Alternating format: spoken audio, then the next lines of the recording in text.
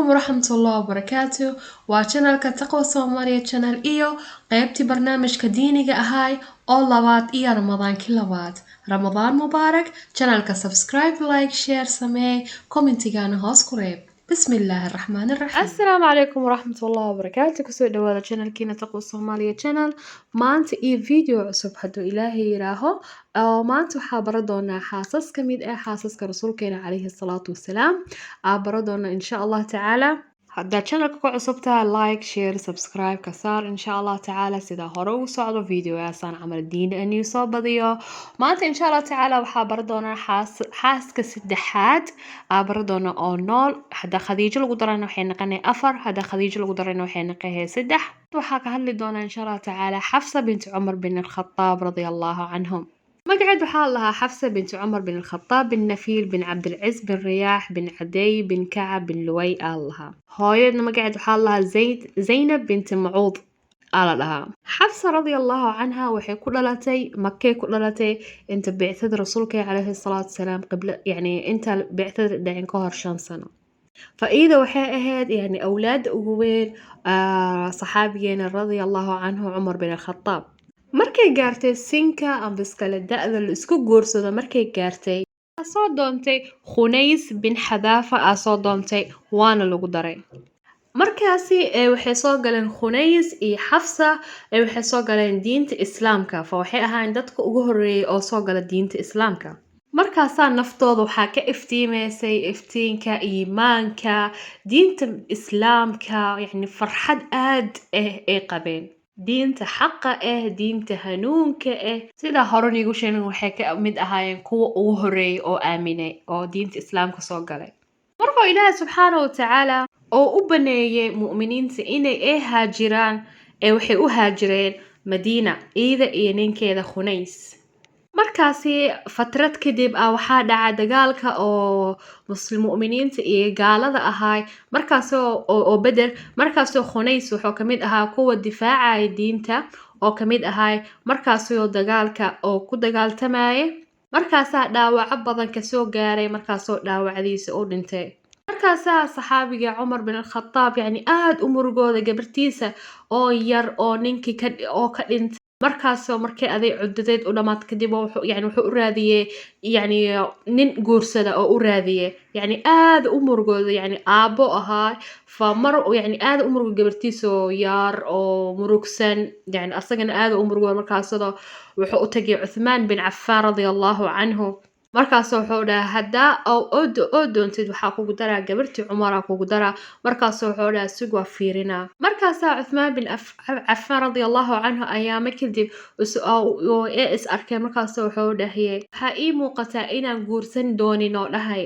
yani maalintan markaas wuxuu arkay Abubakar markaas oo tagay wuxuu dhahay yani gabartii ku nikaaxa gabartii Umar ku nikaaxa hadaa rabtid markaas Abubakar yani oo aamusay فأبا بكر رضي الله عنه وحدا مدهن فشيبو اسكدهاي فأيام كدب رسول كان عليه الصلاة والسلام عصاد دونتي مركاسا أبو بكر أو وحو أرك عمر مركاسا أبا بكر وحو دهي يعني رالي نقا عملو رالع نقا أو دهي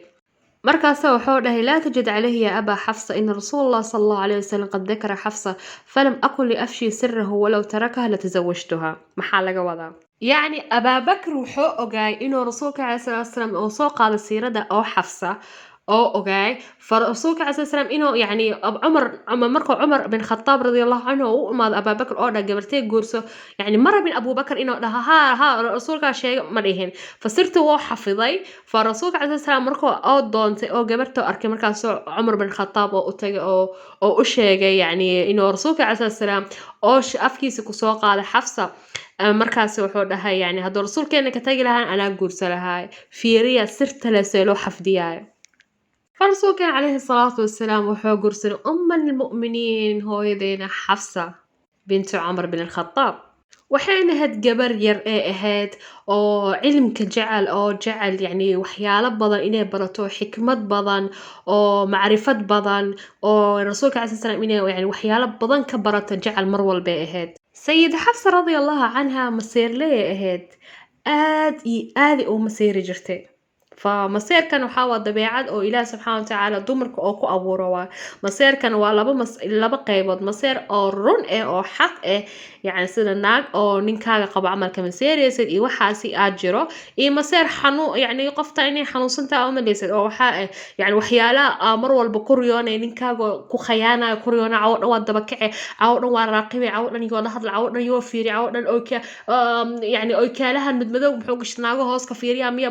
يعني مصير وحاجته والئة إيه مصير وحاجته نورمال أهو دتك يعني دمرك إله سبحانه وتعالى وكو أول سنة إنه إيك إسك مصيران سدا ها هبلايا صار ويش إيه صار ويش أو لكن رن أو فعل أهان فسيدة حفصة رضي الله عنها إذا مصير لي آد إيه فرسول الله عليه الصلاة والسلام يعني ناقو قبي ناقو بدنا قبي فمرول يعني وين مصير جرته فوحاوا ترتن كم سهلنا يعني ناقته وحي اسكو دايه إن قلبي رسولك عليه الصلاة والسلام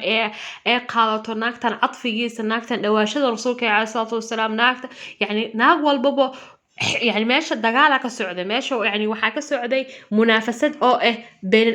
zawjaadka ummahaat almu'miniinta laba qaybooda loo baxay qayb waxay ahayd qaybta Caaisha iyo Xafsa iyo Safiya iyo سوداء iyo Caaisha iyo Xafsa يعني hadda maanta Xafsa ka hadlooya سوداء iyo Caaisha radiyallahu anhum ajmaciin waa ka soo hadlay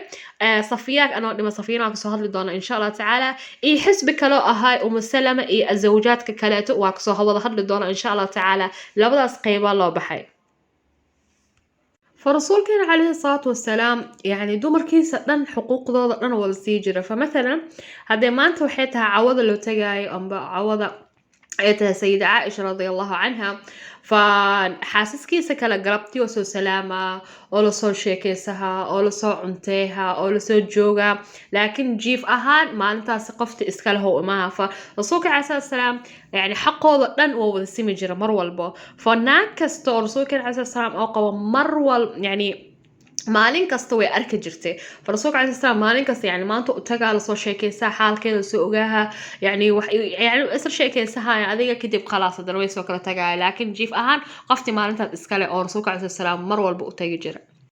maqif badan jiray oo been Caaisha iyo Xafsa waxaa kamid ahaa mar walba markuu rasuulka cali salaam xaasaskiisa oo tago xaas kasta yani wax oo ku sii baashaalo timir yar laban yar ay u keeni jireen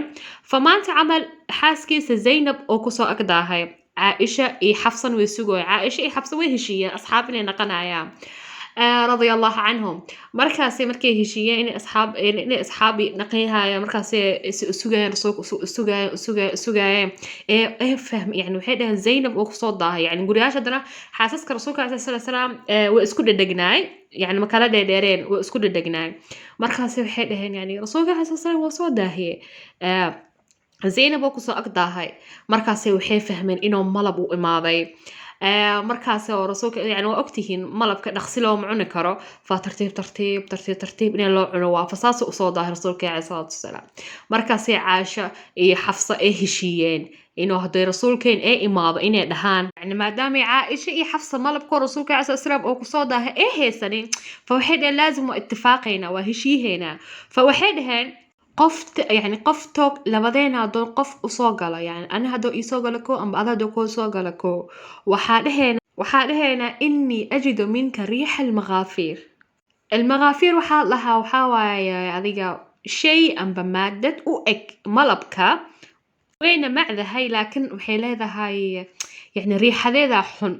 فرسولك عليه الصلاة والسلام يعني معون جرين وحري حديثة سستها أمر حديثة حنتها سيدا بصشة يتونك معون جرين لأنه حوري رسولك عليه الصلاة والسلام إني أناجي من لا تناجون يعني رسولك عليه الصلاة والسلام جبريل عليه السلام وأركي جري فطون بصل معون جري فهو يكون شيء عائشة رضي الله عنها حفصة رضي الله عنها إلى أساس لهان مركز رسولك عليه السلام أو إماضي أو حقوق عائشة رضي الله عنها مركز هذا إني أجد منك ريح المغافير يعني هل أكلت مغافير يعني واني شيء ملبك أو يعني تاس ما عنتي رسولك عليه الصلاة والسلام حولها مايا وحا عن ملب وحانو قصوع عنو لها زينب أكتاذا مركاسي بحيل عائشة رضي الله عنها مايا مغافير صوع عنتي ملب مصوع عن مغافير صوع عنتي زينب وحيكو هذا ملب واي لكن ملب ما هن وحاوا مغافير واي كاسو كتاق عائشة وحقو تاقي حفصة نصيدها هذا لكن نفس تركيسي يكون هذا رسولك عليه الصلاة والسلام markaasuu rasuulka calayhi salaatu wasalaam oo dhaartay inuu Zaynab agtiisa wax ku cunaynin ilaahi subxaana watacaala wuxuu soo dejiyey suurat التحريم